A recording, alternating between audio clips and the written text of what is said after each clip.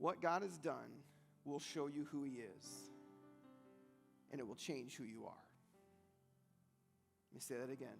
What God has done will reveal who he is, and it will transform who you are. And so the more you lean into what he's done, and the more you lean into who he is, it reminds you of who you are, because it tells you who he says you are. And you'll learn that who he says you are is greater than what everybody else says you are, and probably even greater than who you say you are at your worst.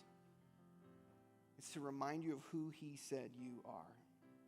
3 times in this first chapter, 3 times, Paul says, to the praise of his glorious grace, to the praise of his glorious grace, to the praise of his glorious grace. He's like, I got to celebrate this, guys. Look at what God has done to include me in his family, to include you in his family. Let's celebrate that. It reveals his goodness and his greatness in perfect harmony. And as you get to know him more and more, it will transform how you view yourself. Listen, you can go to the bookstore today and grab any self-help book you want that tells you how to view yourself. It will sell you short, promised, guaranteed, 100%.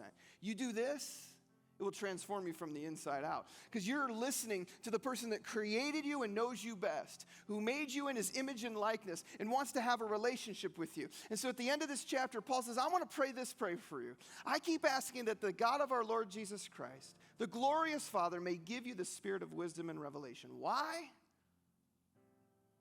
So you may know him better. That you will increase in understanding of who he is and what he's done, because it'll change you.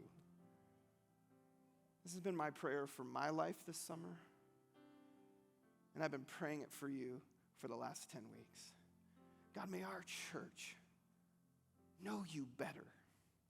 May we lean into the things that you have done and how you've changed us forever. When you know what he's done,